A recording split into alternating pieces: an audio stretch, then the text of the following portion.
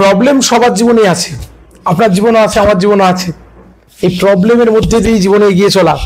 তো রথ এসে গেছে, একদম জয় জগন্নাথ বলে চতুর্দিকে একটা রব উঠে গেছে। আর কদিন পরে রথযাত্রা। এই রথযাত্রার আগেই বাড়ি থেকে কতগুলো জিনিস আউট করুন। আপনি জীবনে সুখে থাকবেন, আপনি জীবনে শান্তিতে থাকবেন, আপনার জীবনের শান্তি কেউ বিঘ্নিত করতে পারবে না। কি করবেন ভাবছেন? বলি তাহলে। দেখুন, বাড়িতে অনেক কিছু আছে রাখতে নেই, আপনারা প্রত্যেকে জানেন, সেগুলো বাস্তুশাস্ত্রের জন্য খারাপ, বাড়িতে অশুভ শক্তি বয়ে নিয়ে আসে, এরকম অনেকে অনেক কথা বলেন। যেমন বাড়িতে ভাঙা আয়না রাখতে নেই, আপনারা সকলে জানেন ভাঙা আয়নায় মুখ দর্শন করতে নেই, ভাগ্য খারাপ হয়, তাই তো। মরা তুলসী গাছ বাড়িতে রাখতে নেই, মরা তুলসী গাছ বাড়িতে রাখলে অকাল মৃত্যু বয়ে নিয়ে আসে, ঝগড়াঝাটি বয়ে নিয়ে আসে, সকলে এগুলো জানেন।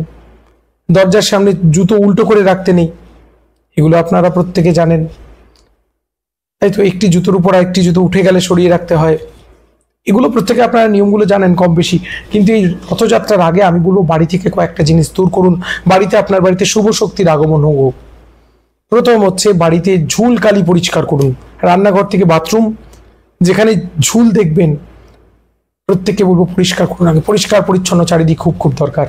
কারণ এই যে রথযাত্রায় ভগবান এসেছেন আপনার দ্বারে, যে ভগবানকে মন্দিরে বসিয়ে নিত্যদিন ভোগ নিয়ম আচারে পুজো করা হয়, সেই ভগবানেরও ইচ্ছে হয় তিনি ভক্তদের মাঝখানে আসবেন। তো সেই ভগবান ভক্তদের মাঝখানে রথে চেপে এসছেন আমাদেরকে দর্শন করার জন্য।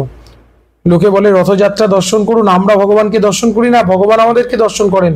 ওই কোলাহলের মধ্যে যখন আমরা যাই, তিনি ওই রথারূঢ় হয়ে রথের উপর বসে তিনি আমাদেরকে দেখছেন, প্রত্যেককে দেখছেন। তাই প্রত্যেকে বলবো এই সময় নিজে পরিষ্কার পরিচ্ছন্ন থাকার চেষ্টা করতে হবে। রথের আগে পরিষ্কার, যারা রথযাত্রায় অংশগ্রহণ করবেন তাদের উদ্দেশ্যেও বলছি, পরিষ্কার কাঁচা ধোয়া জামা কাপড়, এটা প্রথমে দরকার। দেখবেন পুরী রথ যাওয়ার আগে রাজা একটি সোনার ঝাঁটা দিয়ে ঝাড় দিতে দিতে যাচ্ছেন, অর্থাৎ পরিষ্কার পরিচ্ছন্ন, তার উপর দিয়ে ভগবান যান।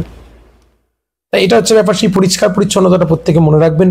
আর দ্বিতীয় হচ্ছে বাড়িতে ঝুল কালি সব থাকলে, রান্নাঘরের ঝুল, বাথরুমে অনেকের ঝুল পড়ে, বাড়িতে ধুলোবালির সমস্যা আছে, আমার যেমন রাস্তার উপরে বাড়ি, ধুলোবালির একটা বিরাট সমস্যা, সেগুলোকে ঝাড়পোছ করা, এটা হচ্ছে প্রথম। বাড়ি থেকে এই ধরনের নোংরাটা দূর করতে হবে আগে।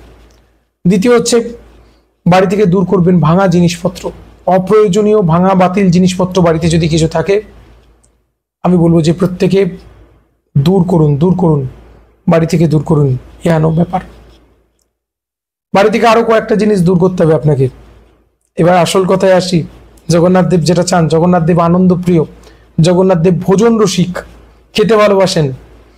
তা আমি প্রত্যেকে বলবো যে প্রত্যেকে বাড়ি থেকে দূর করুন। আপনাদের মধ্যে এতদিন ধরে একটা অশান্তি চলছিল, বাড়িতেও অনেকে অনেক রকম অশান্তি আছে। এই রথযাত্রা আসছে, একসঙ্গে বসে পাঁপড় ভাজা খাবো, একসঙ্গে বসে জিলিপি খাবো, একসঙ্গে কচুরি খাবো, এমন একটা মানসিকতা। কারণ রথযাত্রায় যতটা না পুজো পার্বণ আছে, তার চেয়ে বেশি আনন্দ আছে। রথযাত্রায় আমরা ছোটবেলায় তাল পাতার বাঁশি কিনেছি, রথযাত্রায় আমরা জিলিপি খেয়েছি, পাঁপড় ভাজা খেয়েছি, সে আবেগ হারিয়ে গেছে আজকে ফাস্টফুডের কাছে। কিন্তু বলবো রথযাত্রার দিন যা হয়েছে হয়েছে, আজকে বাড়ির সবাই মিলে আনন্দে কাটাবো। মনের মধ্যে চলা সেই ঘোর প্যাচগুলোকে এই রথযাত্রার আগেই বাদ দিন, যা হয়েছে হয়েছে। মরা তুলসী গাছ বাড়িতে রাখতে নি বলা হয়, আমি বলবো যে আরো বাদ দিন ইগো, আমি ওর সাথে কথা বলবো না, আমার মনের মধ্যে যা প্যাচ চলছে বাদ দিন। তাই তো জায়গা জমি নিয়ে ভাই ভাই অশান্তি চলছিল, রথের আগে আসুন না একবার চেষ্টা করে দেখি। নতুন গৃহপ্রবেশ করার শ্রেষ্ঠ দিন হচ্ছে রথযাত্রা। বাড়িটাকে নতুনভাবে বাস্তু সমৃদ্ধ করে সমস্ত পজিটিভ শক্তিকে আপনার বাড়িতে ঢুকতে দিন এই দিন।